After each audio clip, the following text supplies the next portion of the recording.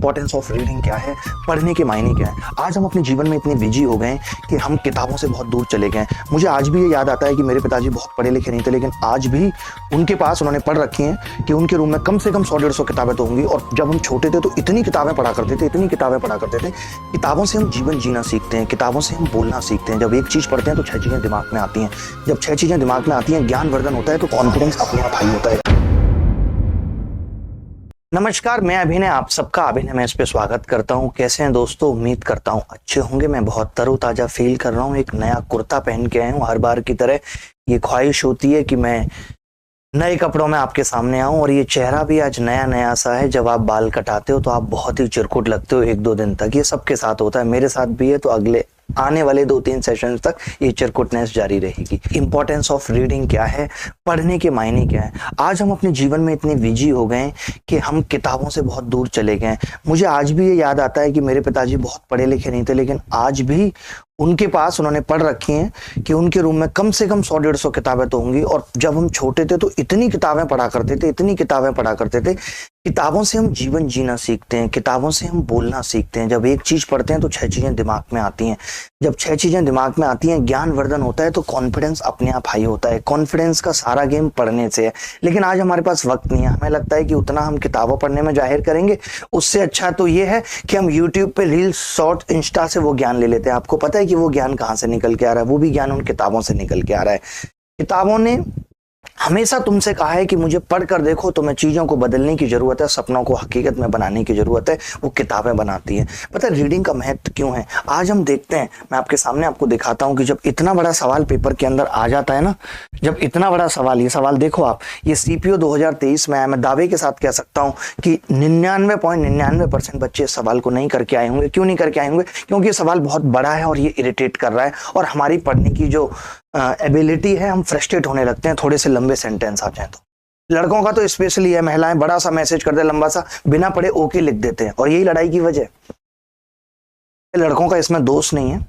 लड़कों को ये 8वीं क्लास से सिखाया जाना चाहिए कि लड़कियों के मूड स्विंग होते हैं।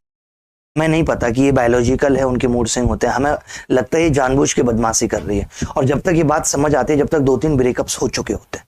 अगर ये बात हमें शायद 8वीं क्लास में ही पढ़ा दी जाए कि लड़कियों के मूड स्विंग होते हैं, 2-4, 5-10 दिन, महीने में ऐसे आएंगे जब वो फ्रस्ट्रेट होंगी और आपको उनकी फ्रस्ट्रेशन को झेलना है, ये बहुत लेट से समझ में आती है बात।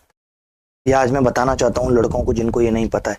उन्हें लगता है कि यार मुझे तो नहीं आती गुस्सा, इससे क्यों आ रही है गुस्सा, इसने क्यों मुंह फुलाया हुआ है, ये चाहती तो मेरे लिए 2 फुल के भी फुला सकती थी, लेकिन मुंह फुला के बैठी है, फुल के इसके फूलते नहीं है। तो ये चीज हमें समझनी होगी लड़कों को। पापा बोल रहे हैं शादी कर ले। मैंने बोला क्यों? पापा बोल रहे हैं कि शाम की रोटी बनेगी। दिखाना क्या लिख रहा है ये, जरा एक बार दिखाना। इसका कमेंट बड़ा अच्छा था। पापा बोल रहे हैं कि शाम की रोटी बनी मिलेगी। मैंने बोला खाना बनाने वाली है। तो पापा बोल रहे हैं खाली रोटी खाएगा क्या? अच्छा, पता नहीं, मेरे को इसका मतलब नहीं समझ में आया, लेकिन हाँ मैं इतना जरूर कहूंगा कि अगर पापा आपके कह रहे हैं ना कि विवाह कर ले, तो विवाह की पहली रस्म यही है कि लड़के की नौकरी है या नहीं, सरकारी है या प्राइवेट, लड़का कितना कमाता है, लड़के के पास अपना घर है या नहीं, लड़के के घर में कितने लोग हैं, लड़का मम्मी पापा पे डिपेंड है, बहू को अकेले चला लेगा। ये सब चीजें शादी की पहली रस्म में आता है। उसके बाद शुरू होती है मिलाई, कि मिल लो लड़के से। अगर आपके पास नौकरी है, अगर आप इतना पर्याप्त कमा लेते हैं, तो जाइए शादी के लिए, कोई मना नहीं कर रहा। इंटरेस्टिंग चीज है, बहुत मजेदार चीज है। उसके बाद ही असली जीवन समझ आता है। हम हमेशा कहते रहते हैं बहुत परेशानी, जीवन बहुत कठिन है। एक बार शादी करके देखिए, सारी कठिनाइयां खत्म हो जाएंगी, क्योंकि इतनी नई तरीके की कठिनाइयां होंगी कि वो सब कम लगने लगेंगी। अच्छा ही है ये जीवन। तो इंपॉर्टेंस ऑफ रीडिंग बहुत जरूरी है, और मैं बस ये कहना चाहता हूं कि आप एक टारगेट बनाइए और दिन में आधा-पौना घंटा इस चीज के लिए निकालिए। चाहे तो आप हिंदू का न्यूज़पेपर पढ़िए, अगर आप इंग्लिश मीडियम के बच्चे हैं। अगर आप हिंदी मीडियम के बच्चे हैं तो कोई मुश्किल किताब पढ़िए। आप एक किताब मेरे कहने पे पढ़िए, रहस्य, सीक्रेट पढ़िए आप मेरे कहने पे। आपको पता चलेगा लॉ ऑफ अट्रैक्शन क्या है। जो आप सोचते हैं जीवन में, जो हम मैनिफेस्टो करते हैं, वो सब हमारे जीवन में होता चला जाता है। आप यकीन मानिए कि मैं अपने जीवन में 2017 से पहले सब कुछ बहुत अच्छा अच्छा सोचता था, और मेरे जीवन में सब कुछ अच्छा अच्छा होता गया। 2022 जब आई, तब मैं एक नई कंपनी के साथ जब जुड़ा, तो मैं ऐसा सोचने लगा, यार यहां जुड़ के मैंने गलती कर दी। वही सेम चीज वास्तव में गलती बन गई 1-1.5 साल के अंदर, और मैं फंसता चला गया एक चीज में।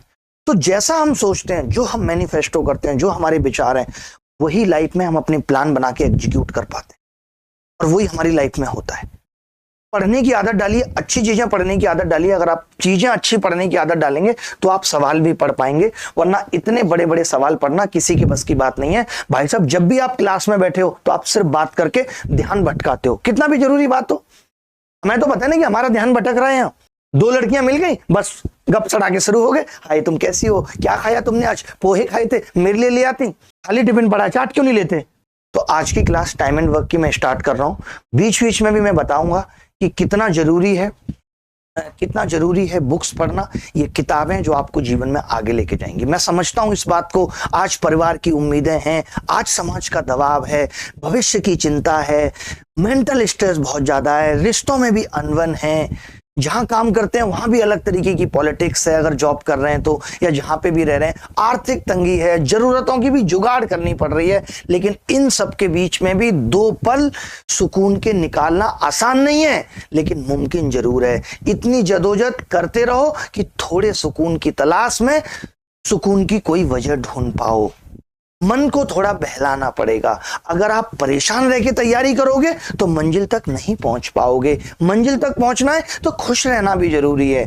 हम जब हर वक्त, आप अगर कहीं जाते होगे, एक छोटा सा बस 30 सेकंड और लूंगा, जब हम कहीं जाते हैं और रास्ता बड़ा खराब हो और हमारा फोकस हो जाए यार कब पहुंचेंगे, तो वो इंतजार करना बहुत मुश्किल हो जाता है।